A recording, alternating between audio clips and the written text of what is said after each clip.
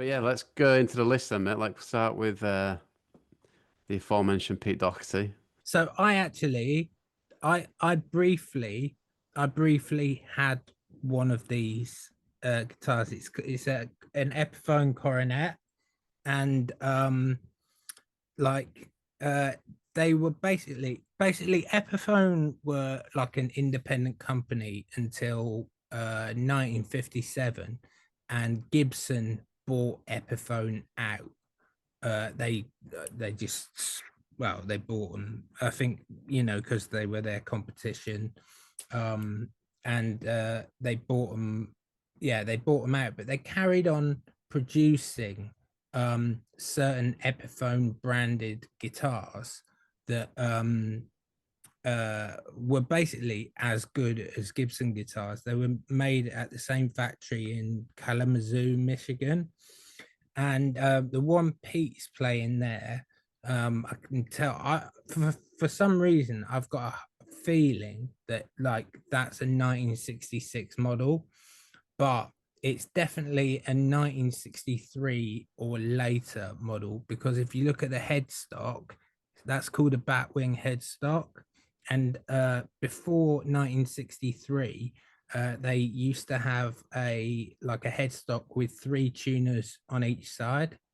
And Alex Turner from Arctic Monkeys has just started playing one of them, so his must probably be like maybe like a 60 or 61, but they I don't think they're as nice. But I don't know how I got it, but I bought this basically the same guitar as Doherty's playing here, Epiphone Coronet.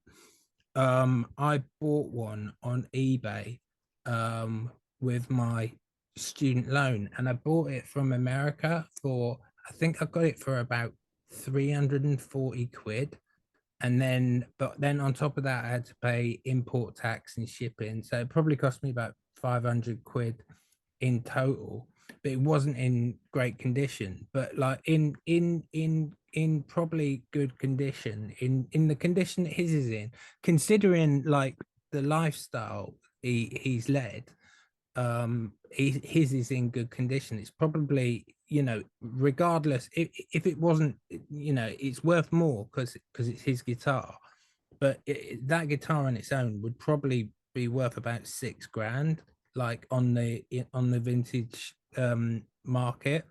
And All right. so they're basically very similar to a Les Paul Junior. So they've got like a P90 pickup, which is like, it's a single coil, but it's, I don't really understand this, but it's wound differently, so they sound like fatter and bigger than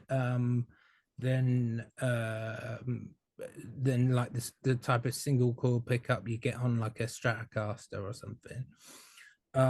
And Yeah, it's just a beautiful guitar. And this guitar here, the black one, that's the one that his dad like took hostage. Like, Yeah, I think I read about that. Yeah, it's a yeah, heavy horse, he called it or something. yeah. And Heavy Horse as well, if you remember. Do you remember libertines.org? I think I've asked you this, and Yeah, you, it was just that was username. Yeah, that was his username, Heavy Horse. And I was yeah. like, I had no idea why. And apparently, yeah, like that it was named after this guitar. He also, like, I've seen photos of him playing a cherry red coronet as well, Hmm. which is the color I had of coronet. And what happened to that guitar? I didn't have it long. Right, we basically had let's just you might see this. So we had a really good manager at the time, and he was so good that basically he drove us to a gig in a van which had no insurance, no nothing. I think it probably only had about like 3.5 wheels on it. It wasn't fit for the road. So this van got towed to a skip yard. And at the time they were like, yeah, you can have your van back, but it's like 200 quid. and he was like, no, I don't want it back, fucking keep it. And then like afterwards I was like, my guitar was in my guitar was in there, and he was like, I'll buy you a new guitar. And I was like, no, it's a really nice guitar. And I remember like probably me just trying to make him feel bad. I found one online that was in much better condition than mine. And back then, like, they weren't worth as much, but it was worth like $2.5 grand. So I think he always felt a bit bad about that. But yeah, that's like to play. That's like one of my like favorite guitars, because it's got like it's got a 60 slim taper neck, and I like obviously like a lot of the Dustin songs were like really fast, so it's really good for like changing chords really quickly. And in that picture, Doherty's doing what I mainly did. He's playing a bar chord. So I think that's another thing. So Doherty's not a good guitarist. And like, and you can Do you think he's got a lot better over the years, though? Yeah, well, yeah, but some of them when it's like when it's just Doherty on an acoustic guitar, you're like, oh mate, give it a rest. Yeah, I remember I used to like get like people would like post this grainy footage of that. It's like, remember when he used to like kind of to raise a bit of money, he'd have a gig like round his flat or something like that. And him just like playing these terrible guitar, like just playing acoustic guitar like really badly. And like Carburat, on the other hand, is actually like, he's not a virtuoso, but he knows what he's doing. He's a much better guitarist than Doherty. Yeah, it seems more natural with Carl, doesn't it? I think Doherty had to learn a lot more, maybe. Yeah, I think it's probably because he probably kind of practiced. Like I mean, I don't know too much about like Pete growing up, but I remember reading something that like before they formed the Libertines, he'd only ever been to like 2 gigs All right. in his whole life, and I think one of them was Suede, and one of them was, for some reason I want to say Morrissey, but I could have completely made that up. But also like a lot of his interviews back then, like he just talked a load of nonsense anyway, didn't he? So, Yeah, but now you mention it, like from his books and stuff, I don't remember him talking a lot about going to see bands and that. no, Maybe no, because he's like growing up all over the shop, but I don't know. Okay, mate, well, I reckon we should rank these guitars. right. I'm gonna So, give this. I fucking love this guitar. So I'm going. What are we ranking it out of? so 10 trilbies. 10 trilbies. Right.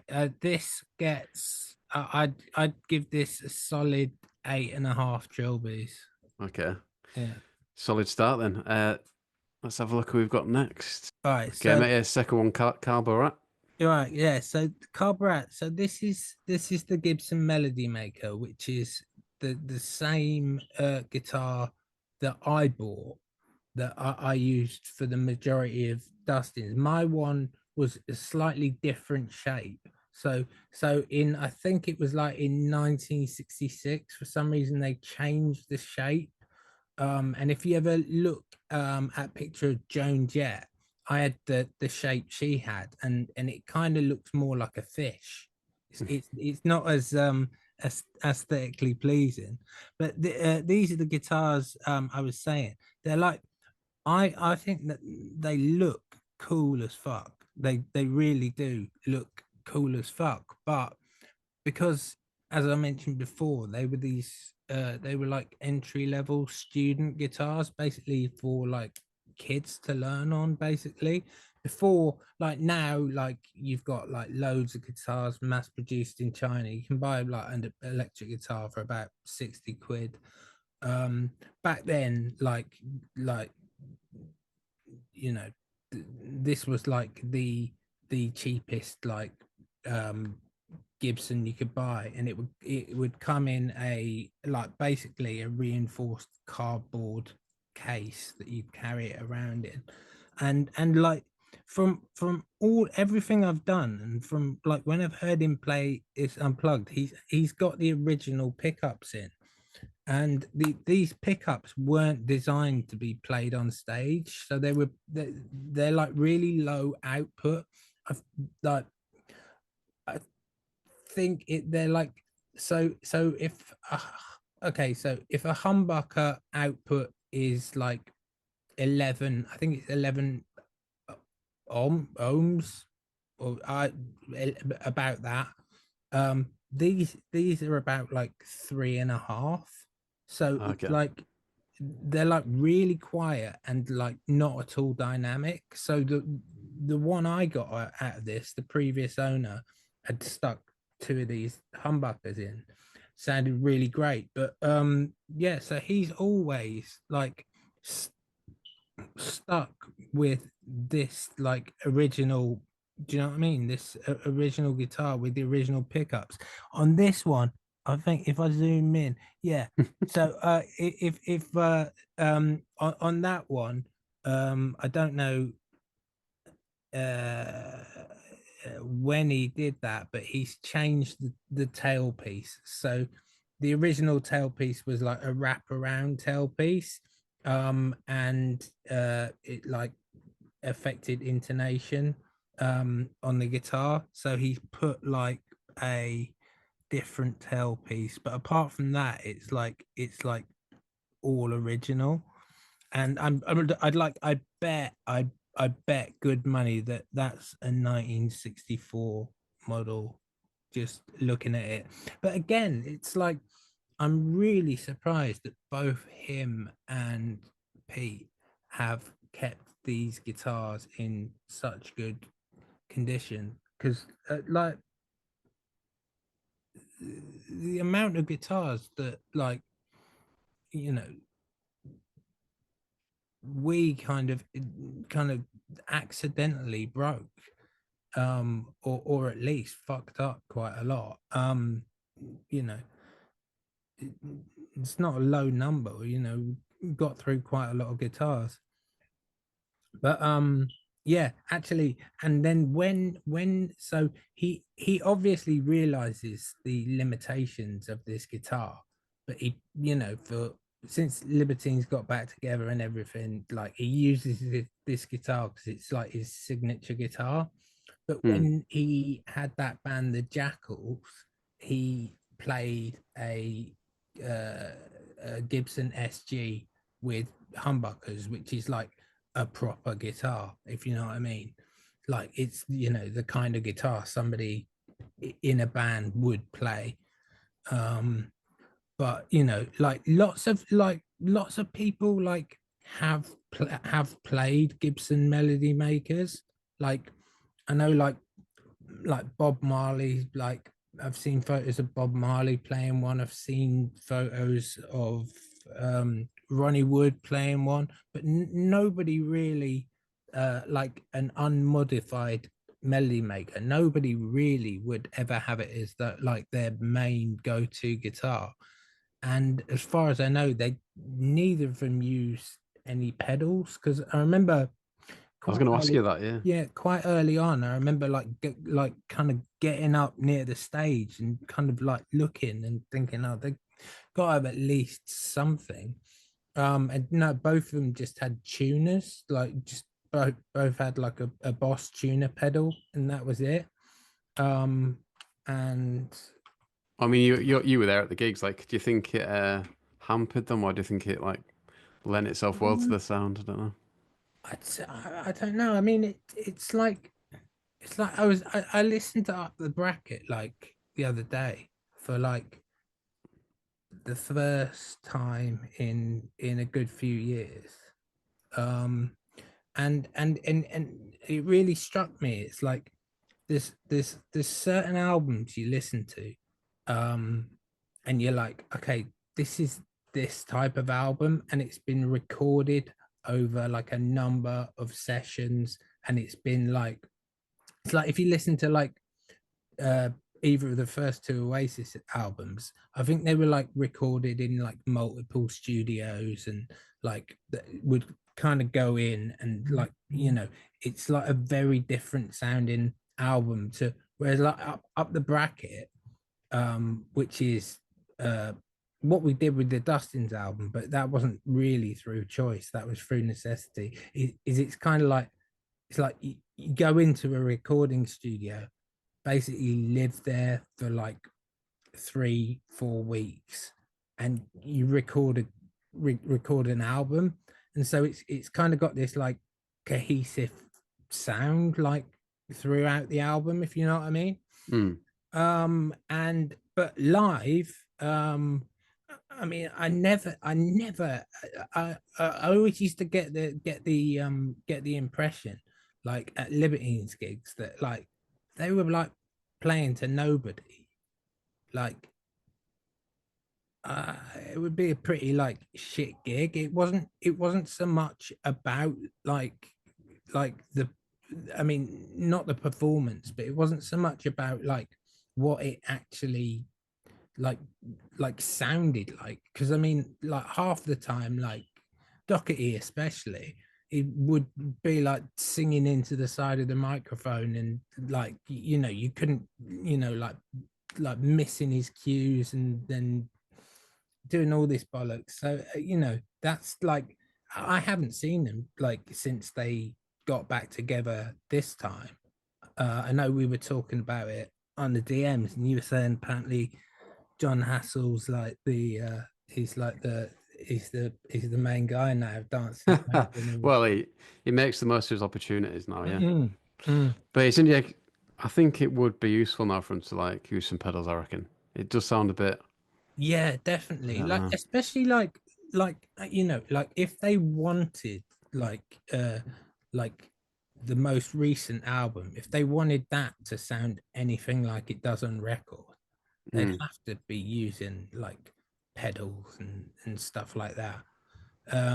Whereas like, you know, definitely the first album, like you can just plug in and just play that. Do you know what I mean? mm, But I think Carl in particular was like quite good. Like his the amp he used is like a Vox AC30, which is like a pretty like industry standard, like really good like valve amp that you can kind of it's like I think the Beatles used them, and like like everyone used them like in the 60s. And like kind of like if you play them over a certain like volume, like it naturally overdrives anyway, which is what you'd use like an overdrive pedal for. Like, you know, like lots of people, like when transistor amps were introduced, which is when they got rid of, you know, like valves in amps.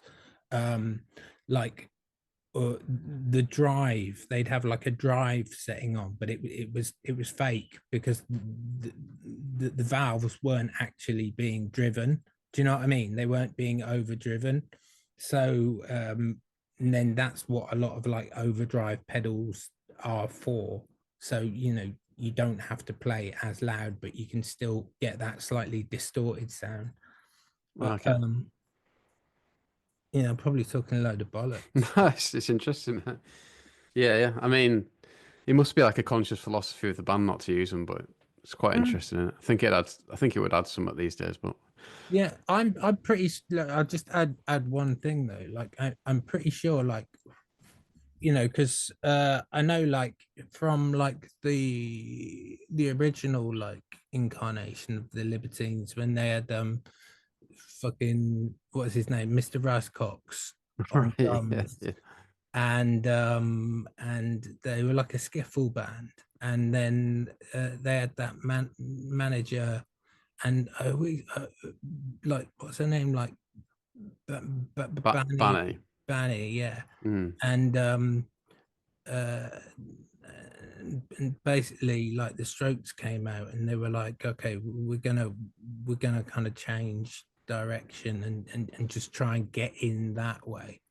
mm, And I've got a feeling that and this is just like completely like from inside my own head, but I could imagine them both like kind of being taken out to like Denmark Street or somewhere and just picking like two cool looking vintage guitars that kind of like you didn't see many people play, because they've definitely, because of those two, they've become like iconic guitars.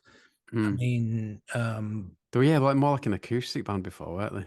oh yeah. Like I mean, like I'm, you know, like if they'd have carried on like that, and I think that was like 98, 99, which was when like music in this country, that was like the dark ages for British guitar music. Do you know what I mean? Okay, mate. Scores on the doors. How Oh, many? okay. So this is a weird one. So what I'm gonna do is I'm gonna rate Carl's in particular, and because he's got the original pickups, which are dog shit, um, I'm gonna give. He's only getting six trilbies, Okay. six trilbies for his melody maker, but that's not for all melody makers. But just Carl gets six. All right, fair play. He goes in behind Pete then. No, yeah. So next we've got Johnny Burrell with what is it? What's he playing? It's called like the Gibson L6-S. Okay. And it's basically like the reason like I said this was like an important indie guitar. It's because like what he's basically done, he's seen like Pete and Carl had got these like kind of like really cool kind of quite obscure vintage guitars, and he's gone, I'm gonna get one as well. But he's picked an absolutely fucking awful guitar. This guitar, like, it not only does it look fucking horrible, it looks like a Gibson Les Paul, um, that's kind of been like badly like stretched in Photoshop or something. And Does look a bit weird, yeah. they weren't very like they weren't like popular guitars. They kind of they came out and like I think I forget who it was, but it was like a collaboration between like Gibson and either a guitarist or a famous luthier. But they yeah, they like they suck. Like I've played one. There's two Gibson guitars that I've played, and it's just like, how did they ever get released? And one of them's this, and then another one's called the Marauder, and this is even worse than the Marauder. So it's got a longer neck than like than a Les Paul. It's got like a 24.75-inch neck, which is pretty much the same size neck as a Stratocaster. And to be honest with you, there's kind of two standard guitar necks, different sizes. And like I said, I'm not a good guitarist. It's like I've never noticed any different, because I don't ever play anywhere past like maybe like 10th fret, so you know it doesn't really matter to me. But I just wanted basically just to talk about this guitar, just so, because actually, do you know what, I wanted to talk about it because I just wanted to call Johnny Burrell a knobhead, because it's a knobhead's guitar for a knobhead, and he really is a knobhead. But the question is, where does it rank next to Carl's? Is it better or worse than Oh, it's worse than Carl's. That's like that's not even a trilby. That's like a that's that's that's like maybe that's like a do-rag with one of those with like a do-rag with one of those really shit paper Christmas hats that you'd get from like, I don't know, like an Iceland Christmas cracker on top of it. Wow. So we're talking negative figures here. No, no, no, no, no, no. I mean, it exists, so it's got to have something. But it's not even, you know, a trilby will set you back. Even a shit trilby will probably set you back 30 quid. I'm not saying this guitar's worth less than 30 quid. They'll probably go for a few £100, but it's just okay. Like, I'm not going to complicate things. That's one trilby, one Okay. trilby with a hole in it, and some pigeons probably shit on it. Would it be different if someone else was playing it? Yeah, definitely. It'd be like it'd be a 10. 10 gold trilbies. Poor Riz, like get battered, don't they? Well, Johnny Burrow But yeah, for specifically. good reason. Did you see? I don't suppose you watched that Nevermind the Buzzcocks episode recently with Pete and Carl on it. No, I didn't, because it's on Sky now and I don't have Sky. Right. It's just quite funny. There's like a question about Johnny Burrell, and then Pete was telling a story about. Well, it was a quote. They had to like say which one of these quotes from Johnny Burrell isn't real. Then Pete was like, "Well, once to be fair, once I met Johnny Burrell down the street, and he said, I was like, oh, what have you been up to, mate?' He's like, oh, I've just been working out and making love."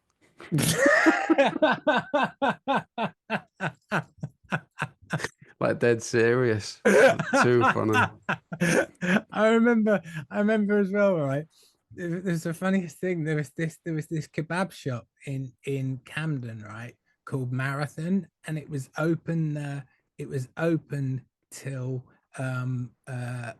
till about 5 in the morning. And there used to be this like it used to be like the kind of place you'd go after you'd been out, and either like get a kebab or just like, I think they might have like sold cans of beer under the counter. And there used to be this like this like rockabilly guy, and he must have been about 60, and he'd like come in and he'd busk in there.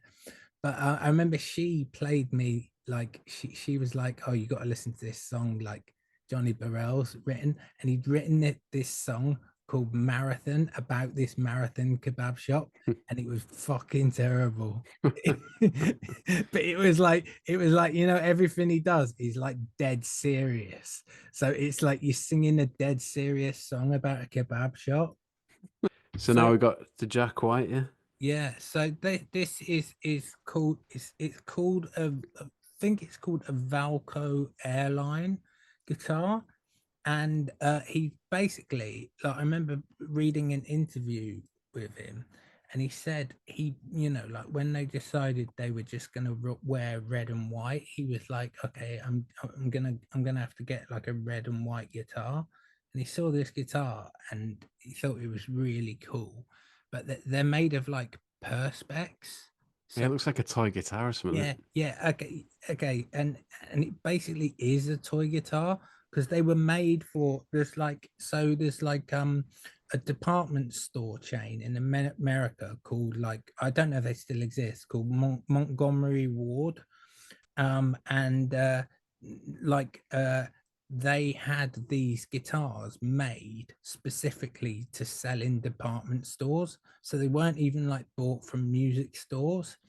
And there was like a similar thing in the UK. I think it was probably in the 60s or the 70s, where Woolworths would sell these really bad like Korean electric guitars, and they were branded as K guitars, and you still see them knocking about like like all the time, these like secondhand K guitars. Yeah, Um, I had an acoustic one from my dad, I think. yeah. So they were like made like exclusively for Woolworths. All And right. this Jack White guitar he had was made exclusively for Montgomery Ward, which is I'm like I, I'm just guessing, but like I imagine they were like kind of like maybe like a an American version of like Bentals or Woolworths or something like that. Yeah. And yeah, and even he said that it was like a nightmare. It was a nightmare to get it to sound like good. And he did, like, he used, like, even though, like, you know, they had this whole like real like vintage vibe, and they recorded in like toe rag studios. I think they recorded Elephant in toe rag studios. Mm. um and that's where like everything was analog, and I think the guy that owned it was called Liam Watson. But Jack White on stage would use all of these like modern pedals, like he'd use like a Digitech pedal and stuff like that, just to make this like terrible guitar sound good. All right. Yeah. It looks cool as hell, doesn't it? It looks like some kind of like spaceship toy. But I've never played one, but apparently like just like play like balls. It's cool. It's unique. It feels like it's unique to him as well. I guess that's not very common. I guess. Exactly. Yeah, yeah, definitely. And yeah, and it's just like, and it's just like he never played any other guitar like that I can remember. I think he might have like maybe like uh like occasionally like played an acoustic for some of them. Yeah, he had that battered old like yellowy one. Yeah. Yeah, yeah, yeah. But you know, for like for I think I maybe saw him like 4 times, the White Stripes, and it was just always that guitar, and it was just like, yeah, yeah, it's cool, and it did, you know, it like fit that band perfectly. Yeah, fair. Scores on the doors then. Oh god, this is a really hard one. Can I give it 2 separate scores? Uh, go on then. Yeah. Okay, so for aesthetics, I'm gonna give it a 9 because Wow. it looks like something from, do you remember the cartoon The Jetsons? Vaguely, yeah. Right, Spaceship thing. it was like the Flintstones, but set in the future. It was like the opposite of the Flintstones, but also exactly the same. Right. But it looks like, you know how like loads of stuff like in the 50s, like those cars and stuff like Yeah, I that. know what you mean. It Yeah. was like they were like, this is what the future is gonna look like. You can see like hanging in a diner or something. Yeah. Yeah, yeah, yeah. So for aesthetics, I'm gonna give it 9 trilbies, Right. but for, you know, kind of you know, functionality of the guitar, I'll probably give it 3 trilbies. Right. That's an overall of 6 or something. 6.5. Yeah. Okay. So Young Knives, I threw this one in because I quite like the look of it. So I remember I saw the Young Knives like really early on. I think I saw them at the Camden Barfly, and actually spoke to the singer about the guitar. Really? Yeah, yeah, and it's called a Burns Bison, and so Okay. uh Is like, that it? but Burns were like a British guitar manufacturer, and they'd make these kind of guitars. They had like the Bison, and I think their other main one that they had was called the Burns Cobra, and they were Is it? like these like cool looking guitars. The pickups weren't particularly good, but they were like kind of like, they looked different enough to kind of like, they've got kind of like a bit of a cult following. They're not fantastic guitars from what I remember, but one thing I do remember about Burns guitars is like when we first started going to recording studios, like doing demos, like they'd always, recording studios would always have like a couple of guitars there that you could use. You know, like nobody ever did, because it's like if you go into a recording studio, you take your own guitar. But like so many of them would have like a Burns guitar there, like just sitting around. And I think it's like a lot of the time was because they do look like really kind of, they look really cool. And I was watching a video of the Young Knives, and like I don't think at the beginning, but later on, the bassist started playing a Burns as well.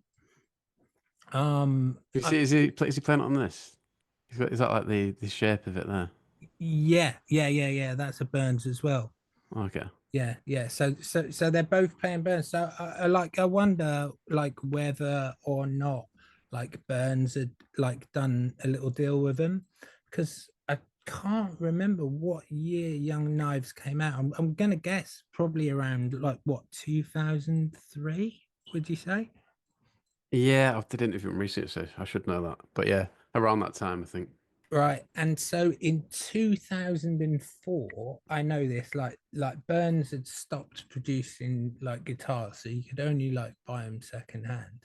And in 2004, they started reproducing Burns guitars, but like in Korea. Like the whole thing about Burns guitars was they were like made in England, which, you know, didn't make them any better.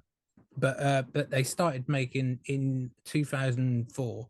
They started making Burns like reissues in Korea, and by that time, like Korea had got really quite good at making guitars, like almost as good as Japan. Like me personally, my favorite I think the best made guitars are from are Japanese guitars, just because, you know, like there's a thing about like kind of like Japanese culture in general, and their kind of work aesthetic. They take so much pride in like getting things right.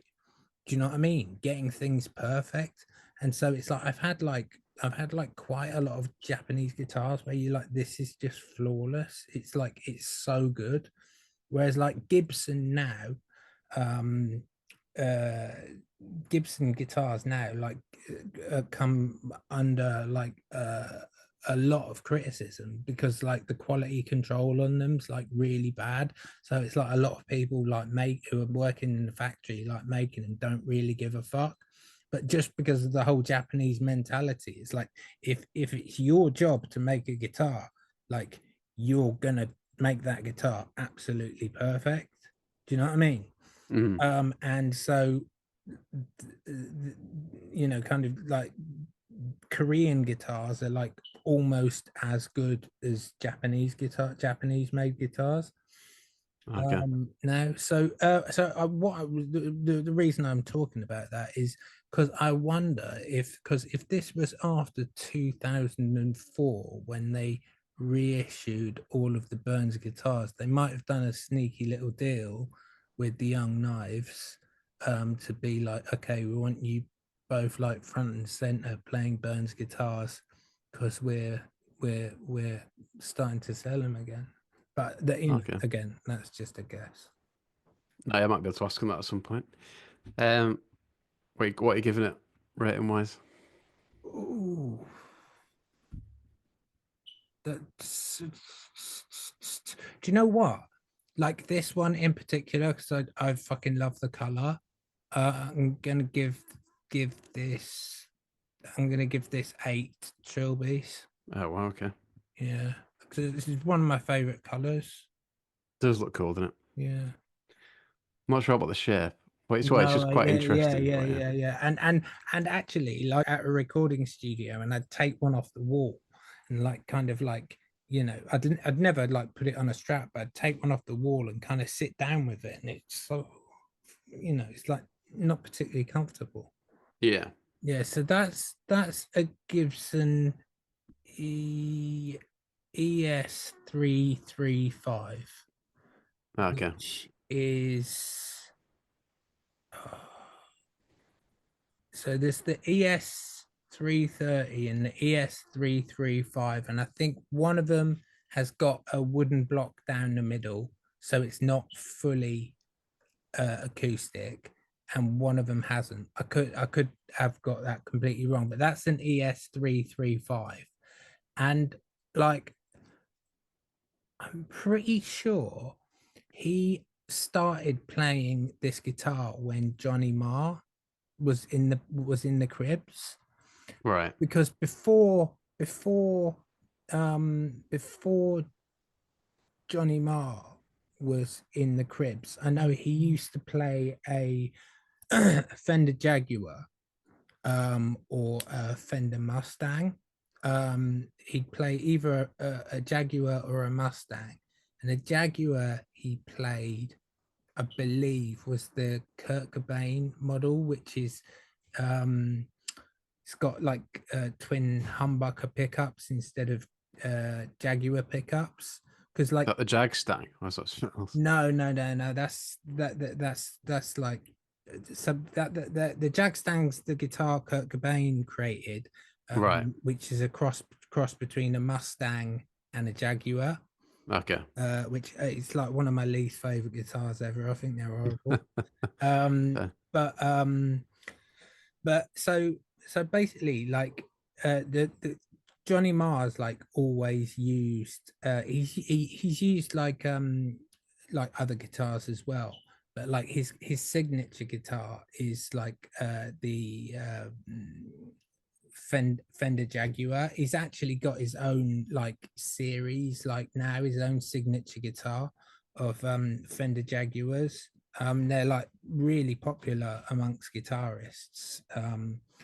Uh, like they've got like a different like toggle switch. It's all got quite boring stuff. But so he used to play that, but Jaguars, they're kind of quite like, they're kind of quite twangy, and like, like the first two Cribs records, there's like kind of like quite a lot of like picking, like there's a lot of like choppy guitar playing, but there's like a lot of like kind of uh like like picking in individual strings.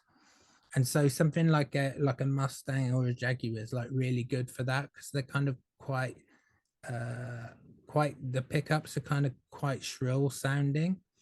And I think maybe when Johnny Marr joined the band, like, I always thought that was weird when Johnny Marr joined the band. Yeah, I think he might be. I'm just doing a bit of Googling. I think he might have started playing this beforehand. Because I'm looking at. Really? Well, according to Wikipedia, Johnny Marr joined in 2008 and he's playing this in at least 2007. Oh, okay. All right. Okay. Yeah, But yeah. yeah. I just, I know while Johnny Marr was Yeah. in the band, he was playing that, but Yeah. definitely before that, he'd play either a Mustang or Jaguar. And since then, he's got his own signature line of guitars, Mm. like they're Squire branded guitars. So I think they're made in China. Um, and they're just called the Ryan Jarman signature guitar. But what he wanted to do, he wanted to have a, yeah. So he wanted basically like to do what Kurt Cobain did with the Jag Stang, but kind of like in reverse. But they ended up just like creating this like whole different guitar, which is it's kind of like kind of quite weird looking. But Yeah, I'll put it on. I don't know whether he like contractually has to now, because they're his signature. Yeah, that's one. Mm. So they're quite odd looking, but that's a right. Yeah, so yeah. So there's a combination there. So in the neck pickup there, that's a Jaguar pickup, which is like really kind of chimey and twangy. And then the bridge pickup there, he's got a humbucker, which is what he would have had in his Kurt Cobain Jaguar. Um, and so yeah, he's created that. I don't know, how much input these guitarists actually have. I know Kurt Cobain, when he created the Jag Stang, he literally got a Fender catalog and cut out like half of a Jaguar, and he cut out half of a Mustang, and he sellotaped them together and gave it to Fender. And I think in my mind, it was almost like he didn't even really kind of wanna do it, but like maybe like Geffen had like been like, you know, they want you to make this signature guitar, so you've kind of got to do it, and so put in the least amount of effort as possible. Made that, but actually looking at that now, apart from the color, which I hate, it's not actually that bad a looking guitar. It's just it's yeah. So which guitar do you want me to rate? We'll do both if you want. All right, so the Gibson ES335, that's just like a really good guitar anyway. So it's like, you know, that's like stood the test of time. So that's easily not his choice of color though. That looks like something like Winnie the Pooh would try and eat. But so but the actual guitar, I'd give that 9 trilbies. Wow, okay, goes into the And lead. then for Ryan Jarman's Blue Peter project guitar, I'd give that again. I'd probably just to 6.5, I'd say. Okay. It's not a thing of beauty. It looks a bit like a starter guitar, doesn't it? It does, yeah. But I Yeah. mean, it's like it's weird that, you know, kind of they gave him a signature guitar, but like they were like, we're not going to give you a Fender signature guitar, but we'll give you a Squire signature guitar. Mm. So it's just like, Maybe that's what's making me think that the Squire thing, yeah. yeah. So, well, yeah, let's go into Nick Valencia's then. Let's have a look at So him. that actually, so that is Nick Valencia's guitar there that he's playing, which he started playing. He didn't play that on the first album, but that's an Epiphone Riviera, and I can't work out why he's playing an Epiphone Riviera other than the fact he just must really like it, because the Epiphone Riviera, after Gibson bought Epiphone out, they did slightly cheaper versions of the ES335 and ES330, and but branded them, still made them in America and branded them as Epiphone. But he's got, I can't quite see what he's got, but he's got something weird going on with this tailpiece, so maybe that's Yeah. something to do with why he likes it. But he's actually, now I don't know when, I've got a feeling it was around like 2010, he's got a signature Epiphone Riviera. So you can buy a Nick Valencia signature Epiphone Riviera, Okay. which are like made in Korea. And so they obviously kind of rate him high enough, or think he's got enough commercial appeal to sell a guitar based on his name. But yeah, so that's what that is. Again, it's quite a similar guitar to the one Jarman's playing. It's definitely like Gibson made it kind of, you know, they took a lot of inspiration from the Gibson ES335. And then these holes in it, like for Yeah, lack of a better term, does that mean you can play it half decent acoustic? Is it semi-acoustic? they're called F holes. Okay. And they that's what like the sound would come out of in like cellos and violins and stuff. So that's like a holdover from like, you know, kind of like pre-electric days. Okay.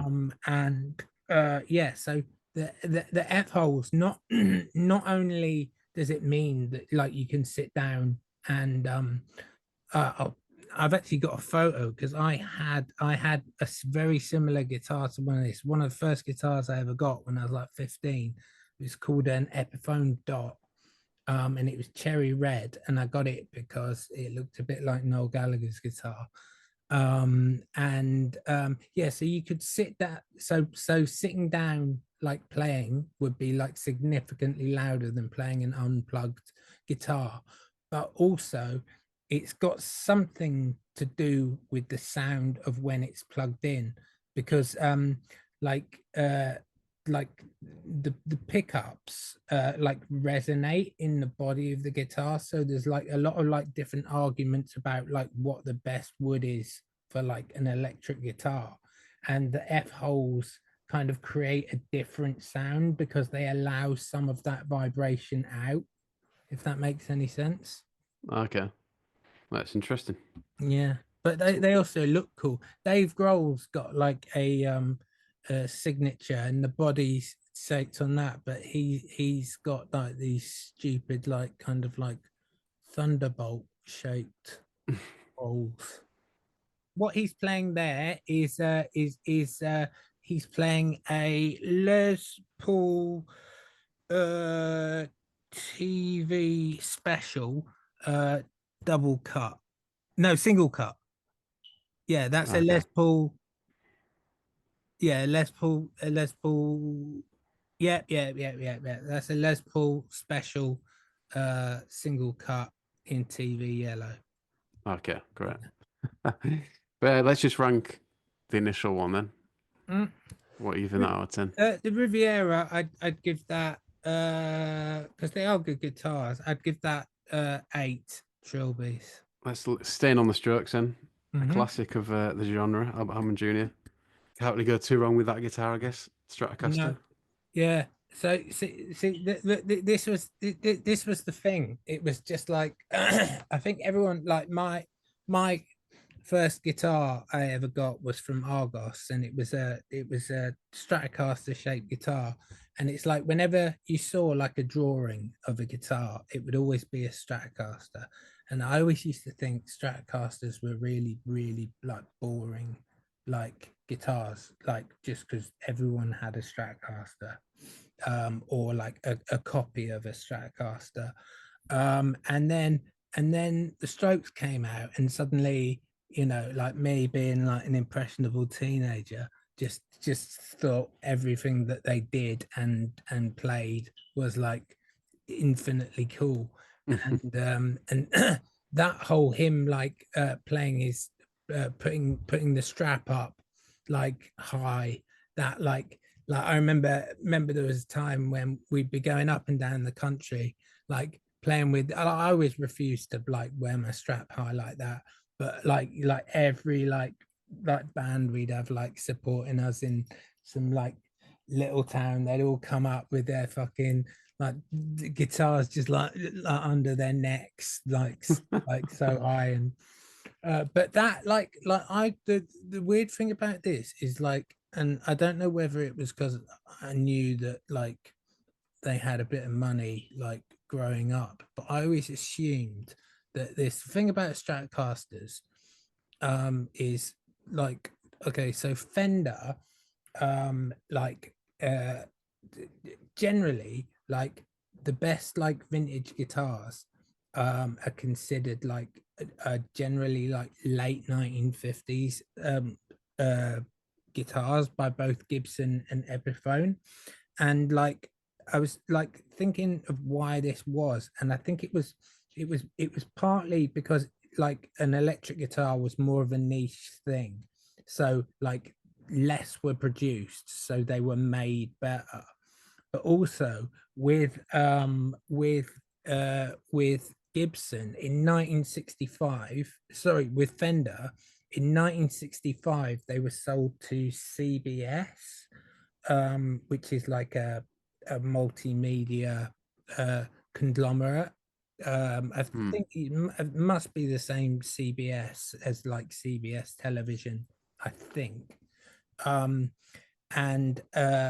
like, so like the guitars after Fender guitars after 1965 have got like a really bad reputation, like amongst kind of like guitar collectors, like, you know, kind of, you know, they're still worth thousands, but people don't really want them. So I always assumed he must have like been like had like a late 50s one, but I looked it up and he's actually got that's a 1985 reissue of a 1957 spec Fender Fender Stratocaster. Okay. And the interesting thing is, in 1985, like a conglomerate of I don't know, whatever a conglomerate's made out of. I only really know that term from football, but you know, when like a conglomerate buys a club out, but they bought out CBS and started like a new company called like something like the Fender Music and Instrument Company, and his is from 1985. And if my patchy knowledge happened, the buyout happened in early 1985.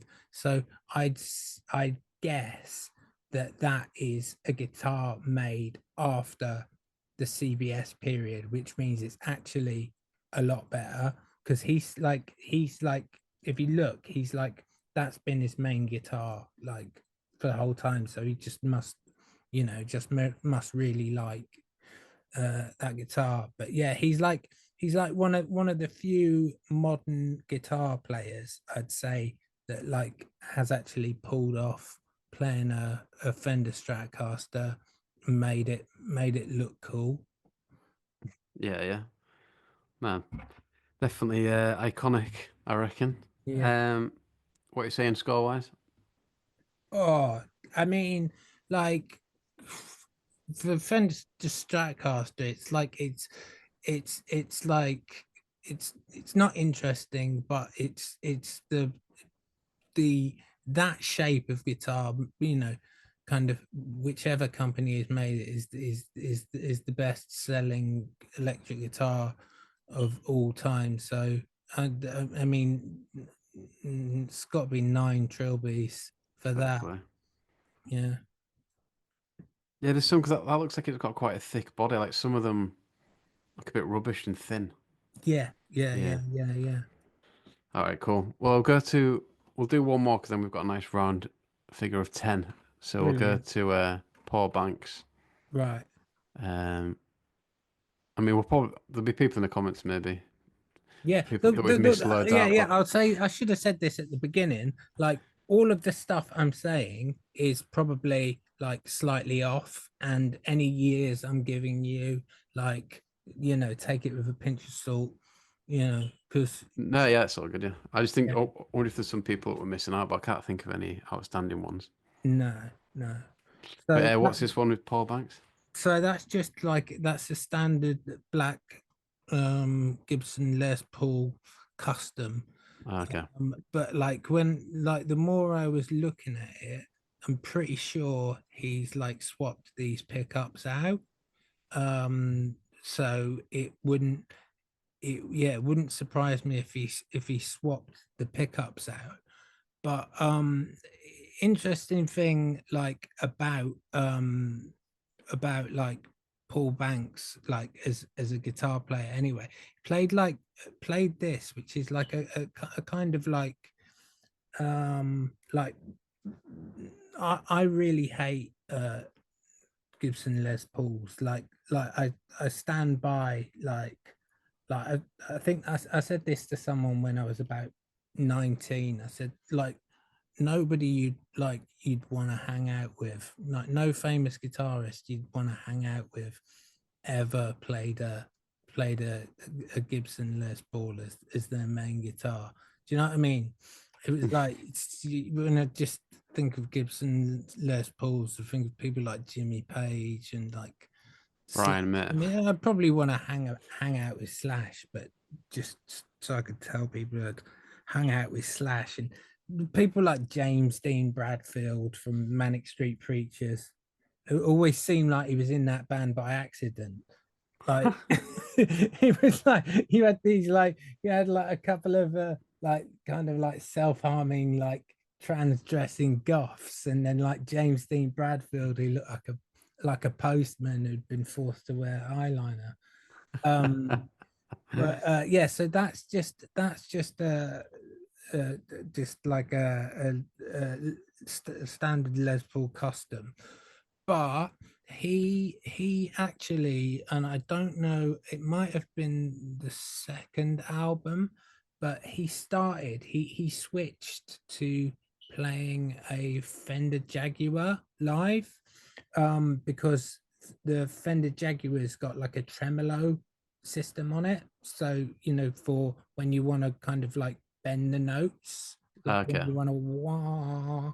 So he switched out to playing a Fender Jaguar, which is like in terms of like guitars, they're like very different.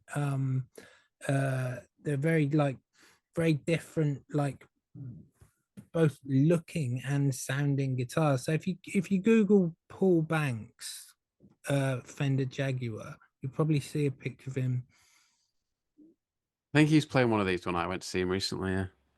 Yeah, see, yeah, he plays that, and he also plays a Flying V sometimes as well. But again, I think that might be because he's got a tremolo on it. He's got I that. think I think he like I think like nowadays I saw them in 19, yeah, it was the year before COVID. I saw them playing, and they were supporting the Strokes, and he was switching between the two guitars. He was switching Okay. between the two guitars, but like it was weird because it was like this like kind of like little festival in East London that the Strokes were headlining, Yeah, I and think what you on about All Points East it could have been. I'm really bad with like those kind of one day festival names. about 5 years ago. Yeah, five Yeah, I years went to ago. that. Yeah. Yeah, yeah, yeah. And Interpol played, but they played about 4 in the afternoon. And like, Yeah, on another stage. yeah, yeah, and they kind of really didn't want to be there. I think unless like I'm confusing it with another one I went to where Pixies headlined. I think like Future Islands played as well. Yeah, I got a memory of them playing. Yeah. Yeah, yeah. So yeah, so like he was like switching out between like a so he's playing a Fender Jaguar there. Um and yeah, so he's switching out between the two guitars, like I guess like based on which album, or yeah, which album the song was from. Yeah. Mm. Yeah. Do you get? I mean, to a layman like me, I don't fully understand why people change guitars all the time. But is it pretty obvious to you why people would? No, not really. Like, I mean, when I went to see the Rolling Stones, um, like Keith Richards, uh, must have changed guitars. He must have played about 11 different guitars, Wow. and to me, there's absolutely no reason why you'd want to do that, other than like people who come and see you wanting you wanting to see you play that guitar because you played that guitar on a certain record, if you know what Okay. I mean. Also, yeah, so yeah, yeah. So That was you don't think you're gonna get much difference in sound?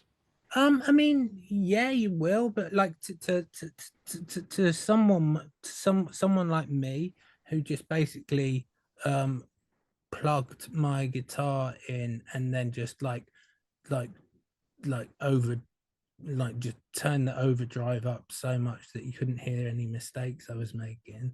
It didn't make a hell of a lot of difference what guitar I was playing, to be honest. It was, it was like but back then I was very much like I cared more about what it looked like than what it sounded like. Yeah. Yeah, but you know, but I mean, I think definitely for people that are actually good guitarists, um, like switching like guitars like definitely makes sense. Like uh for certain songs, especially like kind of like bands like that kind of like their sound is kind of varied a lot between like albums, like say like Fontaine's. Now it's like their new album sounds nothing like their first album, and I can imagine their guitarist would swap guitars around, like depending on what he was playing. Okay. Yeah. So yeah, what we're giving for Paul Banks? So should we go for we'll rank this original one here. That original one there, like just because I fucking hate Les Pauls. He's getting, but I appreciate that they are good guitars. They're just like really on. I find them really heavy. Five, five, Okay. five trilbies. Right, so we've got a tie for first place. You're gonna have to decide, I think, Okay. between Albert Hammond Jr. and Yeah. Ryan Jarman with his I'm forgetting the names of this one, yeah. It's Gibson ES 335. So we've got that versus Albert Hammond's Stratocaster. I'm gonna have to go with Albert Hammond's Stratocaster, which is it's going to make me sound really boring picking a Stratocaster as like the best guitar, but it's like kind of as an all-round guitar. I think if you just only ever had to own one guitar, it probably would be a Fender Stratocaster. Yeah, it does make sense for this era, to be fair. Yeah. Right, cheers, mate. And then, yeah, you want to talk about, well, I won't phrase it like that, but you like re-released some records from Dustin by Mitzvah, is that right? And some Yeah, merch and yeah. stuff. Like if I send you the link and like when you post the video, if you just stick it in the description. Yeah, yeah, definitely, But yeah. I've got like and honestly promise you, like this wasn't planned. Like I didn't like be like, oh, I'm gonna bring them round, but like these are these are actually there's two different albums you can get, but this is the same album just with like alternate artwork. Okay. Just I don't know, because we started using this like on t-shirts, and I always really liked it. And I hated the original artwork on the album, and then there's this one as well, but they're just records. But yeah, you can buy them. And also like I started when I put the records out, people were like messaging me like saying, how can you put some like of the old Dustin's t-shirts up? So I started doing that, and then like because like what I do like in terms of graphic design, like like earning my money is so fucking boring. I was just like, right, I really enjoy kind of making these t-shirts. And me, like I've always like since I started doing graphic design, I've like designed my own like merch of like bands that I like at the moment I'm wearing like a Misfits t-shirt, but I designed it. And so Okay. it's like I basically made it out of like a collage of a load of their old like early flyers. Just because it's like if you look at like official band merch, if you I was on the Strokes website the other day looking at their official merch, and it's dog shit and it's so Mm. expensive. So then I started on this t-shirt website.